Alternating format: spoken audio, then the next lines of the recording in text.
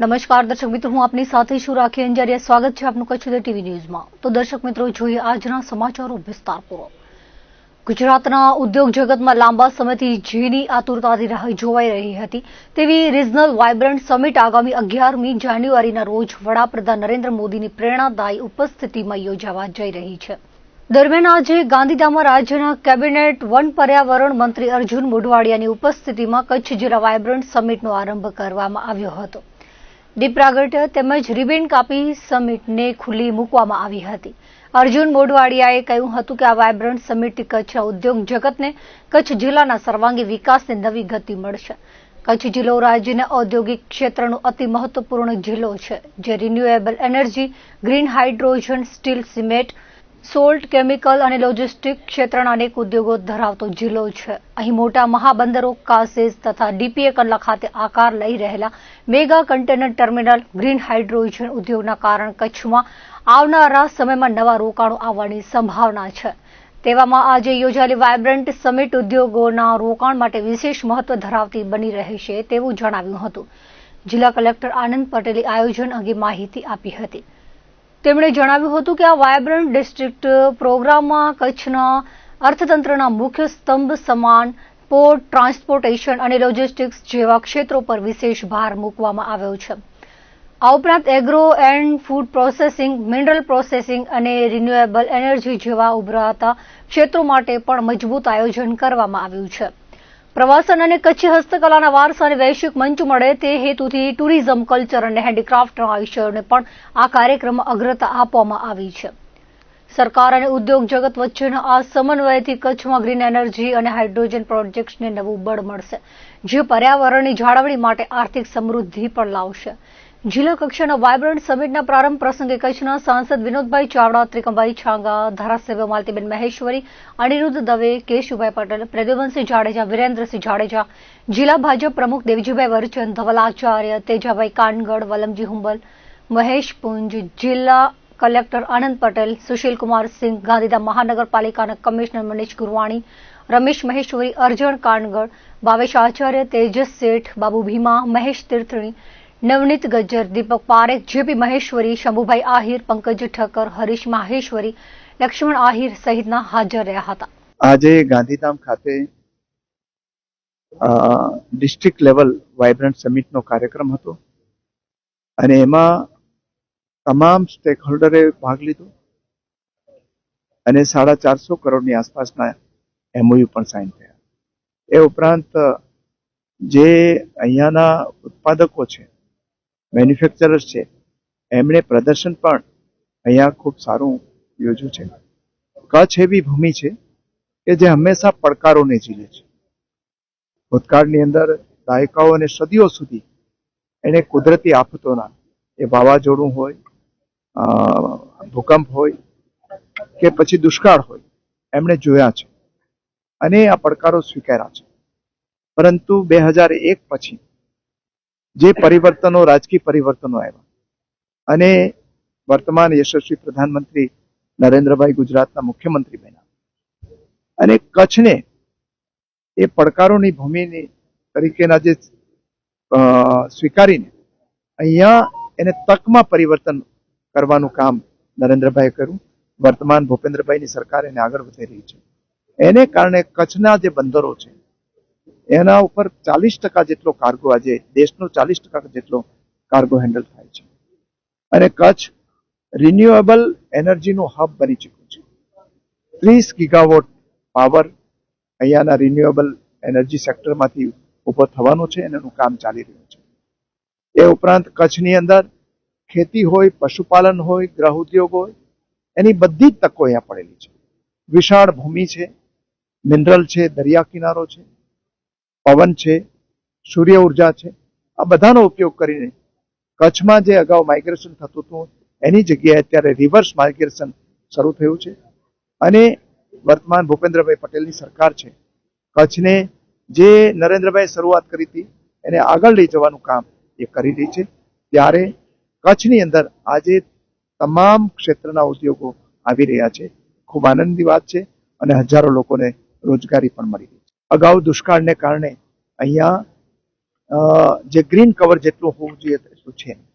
એ green cover વધારવા માટે અહીંયા એક આધુનિક નર્સરી પણ અમે બનાવીશું લોકોના સહયોગથી, અને એમાં ટોલ સીડલિંગ દ્વારા ઊંચા વૃદ્ધિ પામેલા પ્લાન્ટ મારફતે આ જેટલી ખુલ્લી જમીનો છે, ખુલ્લી જગ્યાઓ છે, એ સોશિયલ ફોરેસ્ટ્રી મારફતે એનું ગ્રીન કવર વધે એટલા માટેના પ્રયાસ કરીશું. 2 જાન્યુઆરીના જે આપણે કચ્છમાં કચ્છ વાઇબ્રન્ટ થયું છે, 2003થી જે ગુજરાત સરકારની વાઇબ્રન્ટ દર 2 વર્ષે યોજતા હતા એનું લગભગ, અને હવે જે રીતના એ લોકોએ નક્કી કર્યું રિજનલ વાઇબ્રન્ટ સાથે ડિસ્ટ્રિક્ટ વાઇબ્રન્ટ પણ કરી છે, દરેક જિલ્લાની ખાસિયતો માટે, દરેક જિલ્લાના ડેવલપમેન્ટ માટે. તો આજનું જે વાઇબ્રન્ટ થયું એમાં એડમિનિસ્ટ્રેશન સાથે ગાંધીધામ ચેમ્બર ઓફ કોમર્સ પણ જોડાયેલું હતું ઇવેન્ટ પાર્ટનર તરીકે. તો આજના વાઇબ્રન્ટમાં લગભગ 8,700 કરોડ રૂપિયા જેવા MOU થયા છે, અને આ MOU જે છે એ ફક્ત સ્મોલ સ્કેલના હતા, એ જ અહીંયા લીધેલા છે. અને વધુ જે મોટું રોકાણ જે કચ્છમાં આવનારું 5 વર્ષમાં 5 થી 7 લાખ કરોડનું જે આવવાનું છે MOU, એ MOU રાજકોટ ખાતે આદરણીય પ્રધાનમંત્રીશ્રીની હાજરીમાં રિજનલ વાઇબ્રન્ટમાં થશે એવું જાણવા મળેલ છે. તો જે MSMEના નાના યુનિટના જે 8,700 કરોડના થયા છે, કદાચ વધીને 10,000 કરોડ સુધીના પણ MOU થશે એમાં. તો એ ઇન્ડસ્ટ્રીઝથી કચ્છને બહુ મોટો ફાયદો થશે, અને આવનારા ટાઈમમાં જે 5 ટ્રિલિયન તરફ જે ઇન્ડિયાની ઇકોનોમી વધી રહી છે, એમાં જે 5 મેઇન સેક્ટર છે, એ 5 સેક્ટરનો મેઇન ગ્રોથ છે એ કચ્છમાં જ થવાનો છે. રિન્યુએબલ એનર્જી છે, ગ્રીન હાઇડ્રોજન છે, પોર્ટ અને પોર્ટ શિપિંગ એટલે કે બ્લુ ઇકોનોમીનું છે, મિનરલ્સ અને કેમિકલ્સ છે, અને ટુરિઝમ છે. આ 5 છે એ મેઇન પિલર આવનાર ઇન્ડિયાની જે અત્યારે 4.18 ટ્રિલિયન ઇકોનોમી ઉપર આપણે છીએ, અને 5 ટ્રિલિયન ઇકોનોમી સુધી લઈ જવા માટે આ 5 બિઝનેસ મેઇન છે, એનો ગ્રોથ કચ્છમાં જ વધુ થવાનો છે. અને આજે જે વાઇબ્રન્ટ થયું એના થકી કચ્છના લોકોને, કચ્છના બિઝનેસમેનને, કચ્છના ઇન્ડસ્ટ્રીયલિસ્ટોને ખ્યાલ આવ્યો કે આવનાર ટાઈમમાં હજી કઈ કચ્છની મોટી ઓપોર્ચ્યુનિટીઝ છે. તો આના કારણે કચ્છમાં ઘણી બધા અહીંયાના ઇન્ડસ્ટ્રીયલિસ્ટ પણ નવી ઇન્ડસ્ટ્રીઝ બાબત, નવા વેન્ડર બાબતના ઇન્ડસ્ટ્રીઓ એના બાબતનો વિચાર કરશે.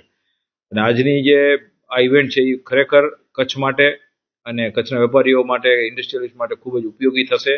આવી ઇવેન્ટો દર વર્ષે 2 વર્ષે એક વખત થતી રહે તો કચ્છ માટે પણ સારું રહેશે, અને આગળના કચ્છના ભવિષ્ય માટે પણ સારું રહેશે. અને આવનાર ટાઈમમાં આ ઇન્ડસ્ટ્રીઝના કારણે કઈ સ્કિલની કચ્છમાં જરૂરિયાત રહેશે, સ્કિલ ડેવલપમેન્ટ, એટલે આવનાર જે સ્ટુડન્ટ જે ભણી રહ્યા છે એ લોકોને પણ ખ્યાલ આવશે કે અમારે આવનાર કયા સેક્ટરમાં અમારો વધુ ગ્રોથ થઈ શકશે. તો એમના માટે પણ એક ભવિષ્ય સુનિશ્ચિત થઈ શકશે સારો.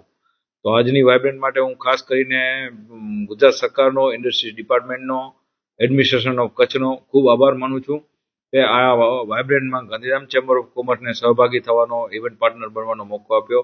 સાથે કચ્છ મેનેજમેન્ટ એસોસિએશન પણ અમારી સાથે નોલેજ પાર્ટનર તરીકે જોડાયેલું હતું. દીનદયાલ પોર્ટ ઓથોરિટીએ પણ ખૂબ વેન્યુ પાર્ટનર તરીકેનો સહયોગ આપ્યો. એ દરેકનો પણ હું ખૂબ આભાર માનું છું, કારણ કે એમનો પણ આ સહયોગ કચ્છને આગળ લઈ જવામાં ખૂબ મદદરૂપ થશે.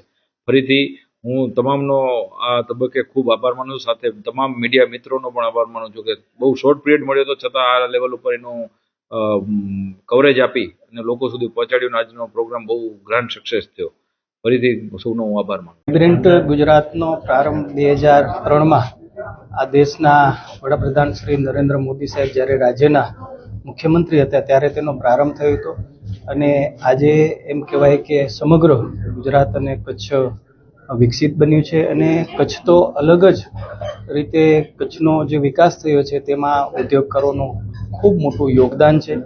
આજે આપણે જોઈ રહ્યા છીએ કે સમગ્ર ગુજરાતની અંદર મુખ્યમંત્રી શ્રી ભૂપેન્દ્રભાઈ પટેલ સાહેબના નેતૃત્વમાં ઝોન વાઇઝ અને જિલ્લા વાઇઝ આજે વાઇબ્રન્ટ સમિટનું આયોજન થઈ રહ્યું છે. આજે કચ્છની અંદર પણ આજે કચ્છ વાઇબ્રન્ટ સમિટનું આયોજન ગાંધીધામ મધ્યે કરવામાં આવ્યું હતું, અને 432 કરતાં વધારે MOU થયા હતા. 20,000થી વધારે લોકોને સીધી એની રોજગારી મળશે.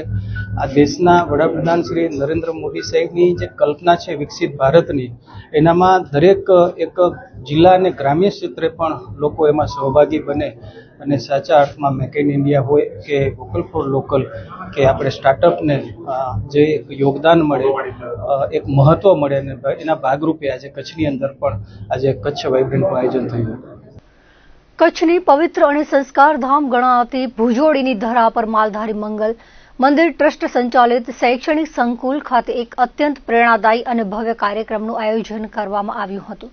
આ પ્રસંગે સંસ્થા દ્વારા નવનિર્મિત આધુનિક કન્યા છાત્રાલય અને કલાત્મક મુખ્ય પ્રવેશ દ્વારનું ઉદ્ઘાટન કરવામાં આવ્યું હતું. આ સમારોહ માત્ર ભૌતિક બાંધકામનું લોકાર્પણ ન રહેતા શિક્ષણ અને સામાજિક ઉત્થાનના એક મહાયજ્ઞ સમાન બની રહ્યો હતો. કાર્યક્રમની શરૂઆતમાં પરંપરાગત રીતે દીપ પ્રાગટ્ય અને સંતોના આશીર્વચન દ્વારા મંગલ પ્રારંભ કરવામાં આવ્યો હતો, જેમાં મોટી સંખ્યામાં ગ્રામજનો અને સમાજના શ્રેષ્ઠીઓ ઉપસ્થિત રહ્યા હતા. આ અવસરે રાજ્ય સરકારના મંત્રી ત્રિકમભાઈ છાંગા, કચ્છના સાંસદ વિનોદ ચાવડા, રાજ્યસભાના સાંસદ બાબુભાઈ દેસાઈ, જિલ્લા ભાજપ પ્રમુખ દેવીજીભાઈ વરચંદ અને જિલ્લા પંચાયત પ્રમુખ જનકસિંહ જાડેજા મંચસ્થ રહ્યા હતા. સંસ્થાના ટ્રસ્ટીઓ અને હોદ્દેદારો દ્વારા તમામ અતિથિ વિશેષોનું શાલ, સ્મૃતિચિહ્ન અને પુષ્પગુચ્છ અર્પણ કરી ભાવભર્યું સન્માન કરવામાં આવ્યું હતું. મહાનુભાવોએ પોતાના પ્રાસંગિક ઉદ્બોધનમાં સંસ્થાની પ્રવૃત્તિઓની ભારોભાર પ્રશંસા કરી હતી. તેઓએ જણાવ્યું હતું કે સંતોના આશીર્વાદ અને માર્ગદર્શન હેઠળ જે રીતે આ શૈક્ષણિક સંકુલ કાર્ય કરી રહ્યું છે તે સમાજ માટે દિશા સૂચક છે.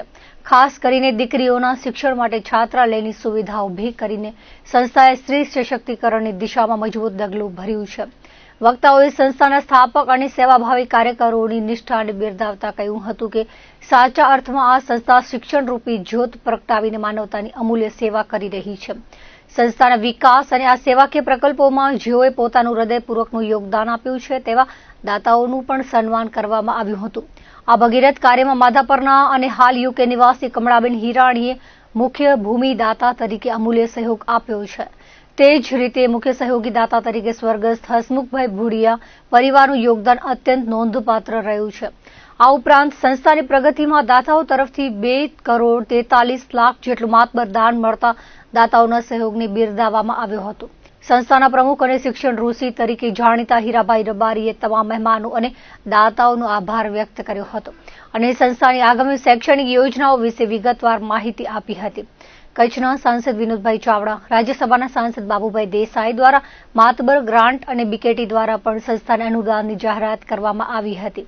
આ પ્રસંગે જિલ્લા ભાજપ મહામંત્રી, સમાજના આગેવાનો, વિવિધ શૈક્ષણિક સંસ્થાઓના સંચાલકો, રાજકીય સામાજિક આગેવાનો અને ગ્રામજનો મોટી સંખ્યામાં હાજર રહ્યા હતા.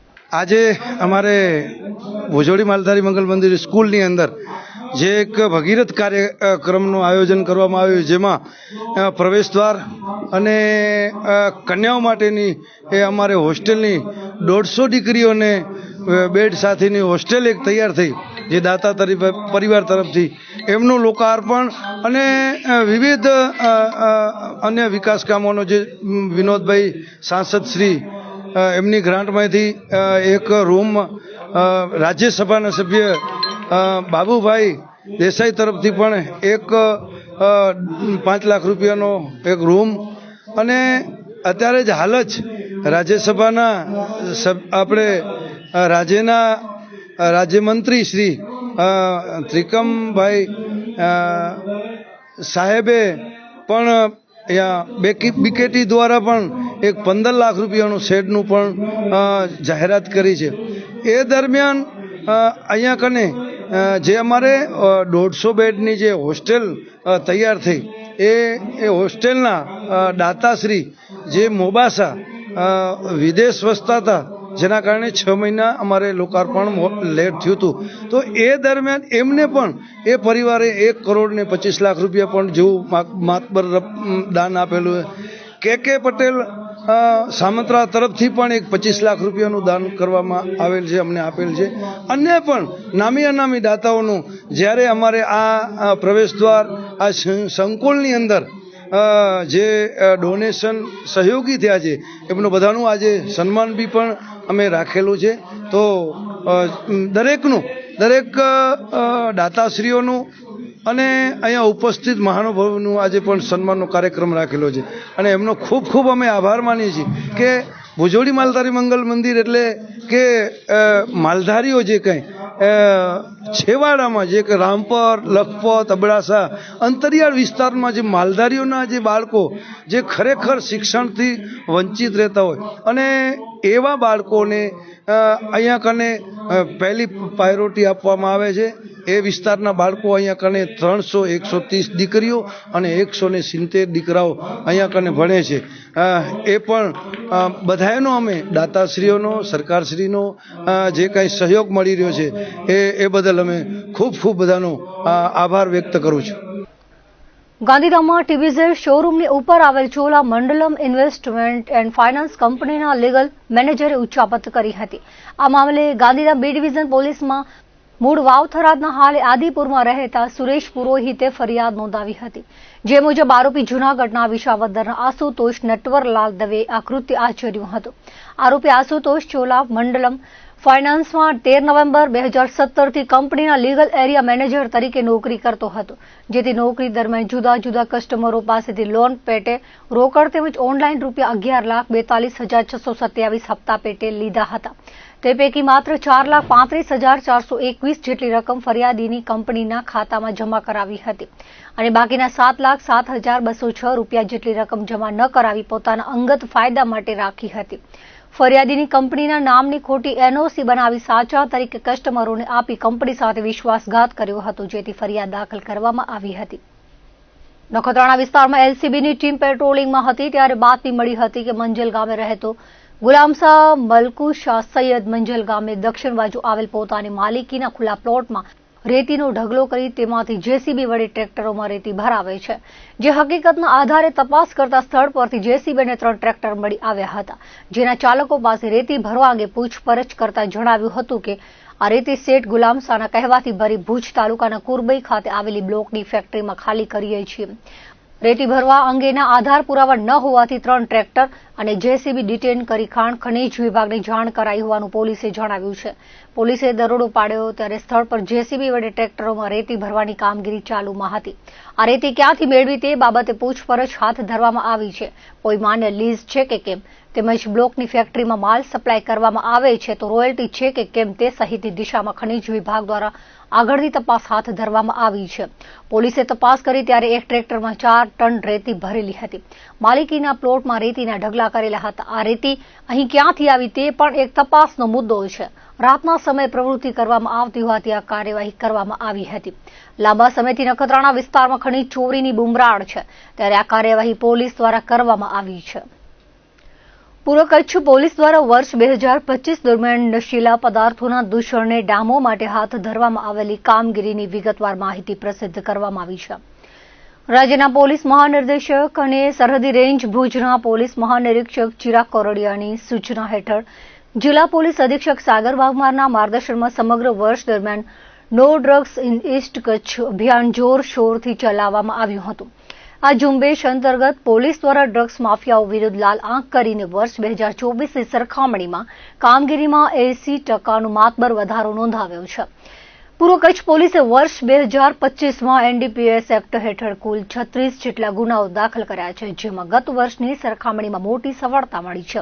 આ કામગીરી દરમિયાન પોલીસ દ્વારા heroin, morphine, MD drugs, cocaine, ગાંજો અને પોસ્ટ ડોડા સહિતનો વિપુલ પ્રમાણમાં જથ્થો જપ્ત કરવામાં આવ્યો છે. પકડાયેલા તમામ નશીલા પદાર્થોની કુલ બજાર કિંમત અંદાજે 109,68,86,082 રૂપિયા જેટલી થવા જાય છે. ખાસ કરીને શંકાસ્પદ પદાર્થોના મોટા જથ્થા સાથે આંતરરાષ્ટ્રીય બજારમાં ઊંચી કિંમત ધરાવતા કેફી દ્રવ્યોને પકડી પાડીને પોલીસે નશીલા પદાર્થોના વેપાર સાથે સંકળાયેલા તત્વોની કમર તોડી નાખી છે. જિલ્લા પોલીસ તંત્ર દ્વારા સફળ કામગીરીની વિગતો જાહેર કરવાની સાથે પૂર્વ કચ્છની જનતાને પણ એક ખાસ અપીલ કરવામાં આવી છે.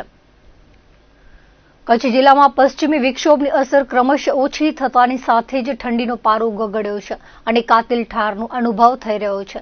લઘુત્તમ તાપમાનમાં સતત થઈ રહેલા ઘટાડાને પગલે સમગ્ર સરહદી જિલ્લો ટાઢોબોળ બન્યો છે. રાજ્યના સૌથી ઠંડા મથક તરીકે જાણીતા નલિયામાં આજે લઘુત્તમ તાપમાન 10.8 ડિગ્રી સેલ્સિયસ નોંધાયું હતું, જ્યારે ભુજમાં 13 ડિગ્રી અને કંડલામાં 15.5 ડિગ્રી તાપમાન રહેતા જનજીવન પર તેની વ્યાપક અસર જોવા મળી હતી. ખાસ કરીને ઉત્તર દિશા તરફથી ફૂંકાતા ઠંડા પવનોની ગતિમાં વધારો થતા વાતાવરણમાં ઠારનો પ્રભાવ સવિશેષ વર્તાઈ રહ્યો છે. ગઈકાલે મોડી સાંજથી વાતાવરણ ઠંડુગાર બન્યું હતું. આજે મોડી સવાર સુધી લોકોએ કડકડતી ઠંડીનો અનુભવ કર્યો હતો. ઠંડા પવનોને કારણે સવારના સમયે માર્ગો પર ચહલપહલ ઓછી જોવા મળી હતી અને લોકોએ ઠંડીથી બચવા ગરમ વસ્ત્રોનો સહારો લીધો હતો. કમોસમી માવઠું જાણે કેળો મૂકવાનું નામ લઈ રહ્યું ન હોય તેમ હજુ માંડ કમોસમી માવઠાની ધાર ઓસરી છે અને માફકસર ઠંડીના એંધાણ વર્તાઈ રહ્યા છે. તેવામાં પુનઃ 12 થી 16 જાન્યુઆરી દરમિયાન વીછળો બેસવાના કારણે હવામાનમાં મોટો પલટો આવવાની સંભાવના છે. જાન્યુઆરી માસ દરમિયાન વાતાવરણમાં ગાઢ ધુમ્મસ અને વાદળછાયું વાતાવરણ પ્રવર્તશે. બાદ 21 થી 24 ફેબ્રુઆરી દરમિયાન પણ માવઠું થવાની શક્યતા છે. આ વર્ષે મકર સંક્રાંતિ બુધવારે આવતી હોવાથી અને અનુરાધા નક્ષત્રના યોગને કારણે બજારમાં અનાજના ભાવમાં ઘટાડો જોવા મળી શકે છે.